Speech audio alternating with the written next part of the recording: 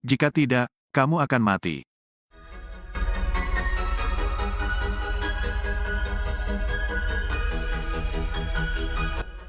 Dengan keras kepala.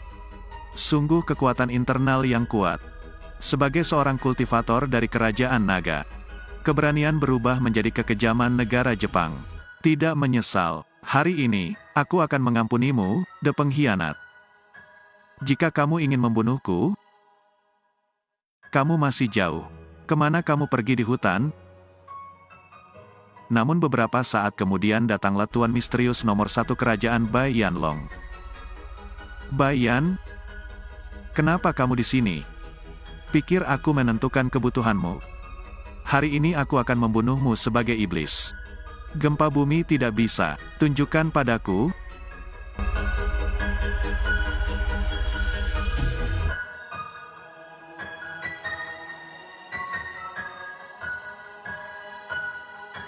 Kekuatanmu yang sebenarnya. Bai Yan. Chen Xiang, kalian berdua menindasku, orang tua. Apakah kamu tidak takut menjadi diejek oleh orang-orang di dunia, jika tersiar kabar tentang hal itu? Membunuhmu, aku sendiri saja sudah cukup.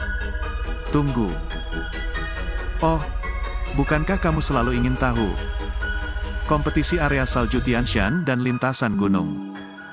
Kalau tidak, tolong biarkan aku hidup.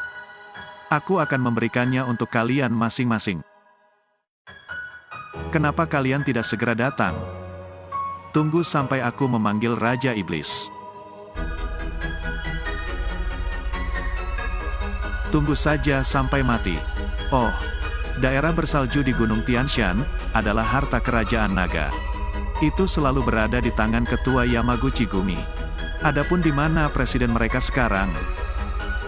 Aku benar-benar tidak tahu, tapi aku tahu apa yang akan dia katakan selanjutnya. Istana neraka. Temukan sendiri. Hahaha, kamu bodoh, mati. Emas datang ke dunia. Aku menyelamatkan Raja Iblis. Kematian pasti. Apakah kamu kurang mementingkan diri sendiri? Bai Yan. Ada kata-kata terakhir? Prajurit Raja Iblis. Tiada duanya, kamu beruntung dikalahkan oleh Raja Iblis. Menyerah, menyerah. Di bawah Raja Iblis, kamu bisa mendapatkan semua yang kamu inginkan. Status uang, semua kekuatan tersedia. Sejak aku, Bai Yan, menjadi dewa perang kerajaan naga, Xie Sui telah membunuh musuh-musuhnya selama 5 tahun. Kerajaan naga memperlakukanku dengan urusan negara. Aku akan membalas urusan nasional. Biarkan kamu mengkhianati Longhua. Sama sekali tidak mungkin. Urusan nasional adalah lelucon. Mereka hanya menggunakanmu sebagai pion. Kamu tidak berharga di mata mereka. Bagaimana mungkin kamu, seorang pengkhianat, menikamku dan menolak untuk menyerah? Tidak mati. Bukan hanya kematian. Bai Yan menjadi orang baik lagi setelah 18 tahun. Don, aku tidak akan meninggalkannya. Pernahkah kamu mendengar pepatah, makam gunung pertobatan? Garis besar hari yang tidak akan pernah kusesali dalam hidup ini. Aku akan menjadi Atlantik lagi di kehidupan selanjutnya. Kaisar Hantu pun mencoba menyerang Bai Yan menggunakan tongkat saktinya itu. Namun secara tiba-tiba Tuan Qin pun langsung menangkis gunakan pedang naga miliknya. Namun hal itu membuat Kaisar Hantu semakin marah. Namun Bai Yan yang tahu jika Kaisar itu sangat sakti, menyuruh Qin agar mundur, karena dia bukan tandingannya. Kakek tua itu mengancam akan keluarkan kekuatan Raja Iblisnya. Namun hal itu tak membuat Qin takut. Lalu ia segera ayunkan pedang naga Kaisar Perseng itu, yang langsung mengeluarkan cahaya emasnya. Dan cahaya itu berubah menjadi bentuk seekor naga. Lalu ia hempaskan ke arah kakek tua itu.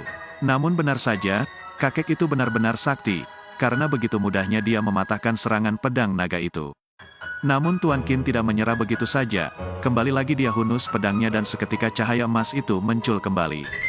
Namun kali ini, dia sudah tidak main-main lagi. jurus King Kong penakluk iblis. Dan benar saja, cahaya naga itu keluar sangat liar dan besar. Upaya macam apa ini? Ini baru permulaan. Lalu langsung saja dia mengarahkan pedaseng itu ke kaisar hantu itu. Bagaimana mereka semua bisa mati? Dan kali ini benar-benar sudah. Pedang itu langsung saja menebas. Dan seketika saja, sebuah asap hitam keluar dari mulutnya. Dasar binatang kecil, yang berani untuk memaksaku kehilangan klon. Tunggu saja, dia berlari cukup cepat, tapi dia menghancurkan salah satu klonnya. Itu bisa dianggap mengambil separuh nyawanya. Terima kasih. Siapa orang ini? Kapan orang seperti itu muncul di kerajaan naga, lantai keluarga Qin kita saat itu? Aat akan meninggalkan tempat itu. Pria bertopeng ini pun kembali ucapkan terima kasih pada Tuan Qin karena sudah membantunya. Lalu ia bertanya siapakah nama keluarganya, namun Tuan Qin langsung pergi begitu saja, tanpa menjawab. Sehingga membuat pria bertopeng ini penasaran, sebenarnya kenapa dia mencari para antek Jepang itu, apa tugasnya yang sesungguhnya.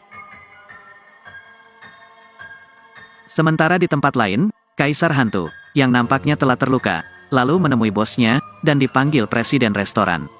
Orang ini juga mengenakan topeng, mungkin orang inilah yang dicari oleh Tuan Qin yang sebenarnya. Dia pun bertanya pada Kaisar Hantu, siapa yang telah menyakitinya? Kaisar itu pun berkata, jika orang itu sangat sakti dan kuat, dan selama ini tidak ada orang seperti itu.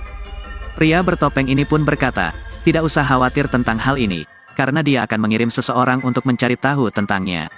Dan ia juga bertanya berita tentang harta karun keluarga Qin, dikatakan bahwa ada pohon abadi yang nyata di dalamnya. Namun Kaisar Hantu bilang, jika ia belum menemukannya, saya akan memberi Anda waktu, setengah bulan. Jika Anda tidak dapat menemukannya, dalam waktu setengah bulan, Anda tidak perlu memeriksanya. Ini membunuh ratusan biksu dari kerajaan naga. Bayangan suci, yang baru saja terkondensasi. Jangan mengecewakanku lagi. Sementara di tempat lain, Kaisar orang-orang kerajaan nampaknya akan memakamkan Kaisar Huang, yang dibunuh Tuan Qin sebelumnya. Siapa itu? Sangat berani, dia benar-benar membunuh Kaisar. Tidak pihak lain mengetahui identitas Kaisar. Saya mendengar bahwa pertempuran terjadi tadi malam di antara para elit-elit. Kaisar telah meninggal pada saat itu. Saya mendengar bahwa semua anak berusia 3 tahun dari Yamaguchi Gumi ada di sini. Apa yang dilakukan kamu bilang? Semua anak berusia 3 tahun ada di sini. Itu dokter legendaris. Saya tidak tahu berapa banyak orang yang terbunuh. Mungkinkah Tuan Huang dibunuh olehnya? Bagaimana bisa? Bukannya Anda tidak tahu, ada orang di keluarga Huang dan kelompok Yamaguchi. Sama sekali, tidak mungkin, dia bisa melakukannya. Namun tiba-tiba saja, Tuan Qin kembali datang ke tempat itu. Siapa kamu? Beraninya kamu, melanggar keluarga kerajaan. Keberanian bos, mengapa kamu melihat familiar?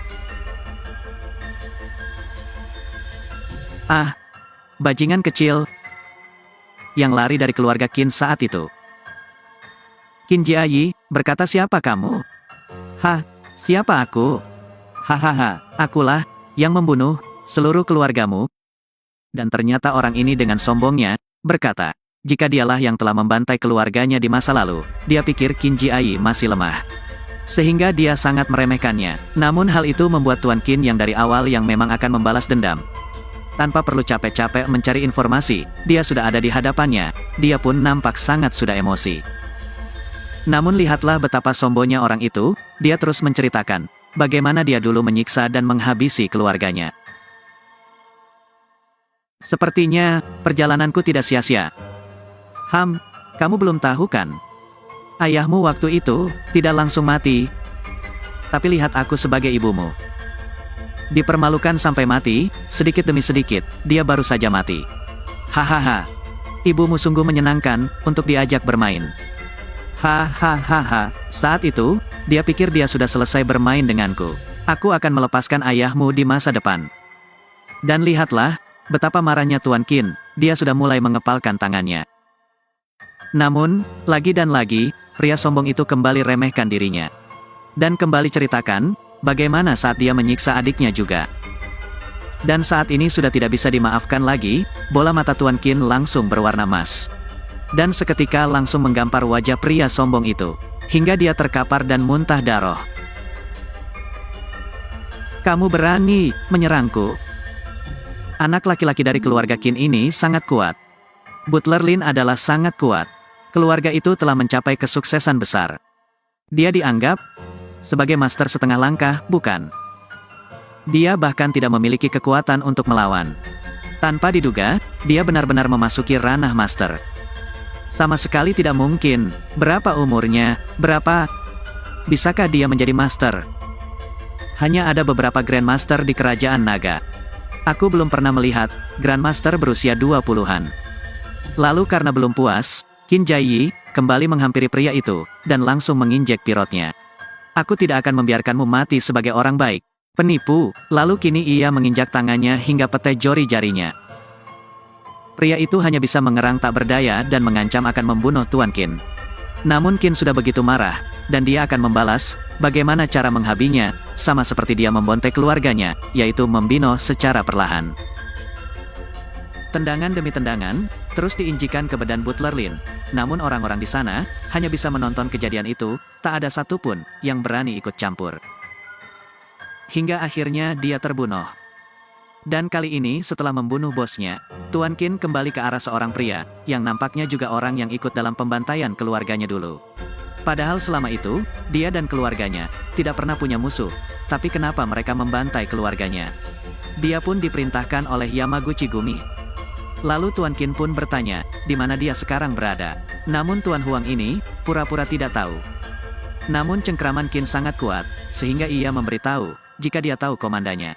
Tapi dia sudah mati, dan saat mendengar kata-kata yang tidak berguna itu, langsung saja dia menghabisi pria ini.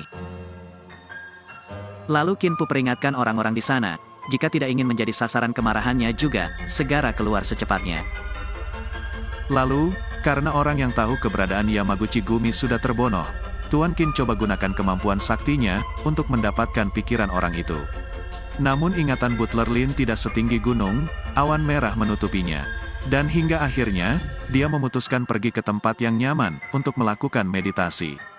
Lalu beberapa saat kemudian, pria bertopeng Baiyan kembali datang menghampirinya. Anda memiliki sesuatu, hubungi Qin Xuan untuk memikirkannya. Saya tidak berharap, keturunan keluarga Qin menjadi begitu kuat. Apa artinya? Jika bukan karena kakekmu, tidak akan ada aku hari ini. Maksudmu, kakekku menyelamatkanmu. Awalnya, aku ingin membalas budi, tapi aku tidak menyangka, kelompok Yamaguchi sudah memusnahkan keluarga Qin. Alasan kenapa aku mengejar Tuan San Enling, hanya untuk bertanya tentang bawahan Yamaguchi Gumi. Sekarang saya sudah menyelidiki dan membereskan mereka di gedung Jiuding. Anda tidak mau pergi. Itu terlalu berbahaya. Sebaiknya, tunggu sampai orang-orang kita tiba sebelum pergi. Presiden memang sangat berkuasa. Cedera saya akan segera sembuh.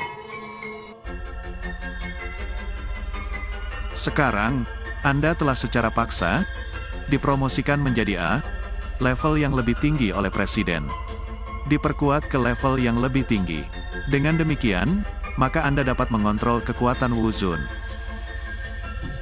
Dengan lebih baik, jika Anda mengizinkan saya bertemu anak itu lagi. Saya pasti akan menekannya ke tanah, dan menggosoknya, membuat dia tidak bisa membalikkan badan.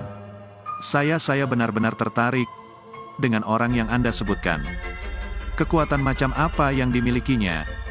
Tidak ada lagi omong kosong. Kepala penjaga mendapat perintah, Anda dan saya harus menemukan putra jahat keluarga Qin dalam waktu setengah bulan. Jika tidak, hidup Anda dan hidup saya akan hancur. Dalam bahaya. Jangan khawatir, selagi kamu sembuh, aku sudah mengirim orangku sendiri untuk menyelidikinya. Dalam 3 hari, akan ada berita.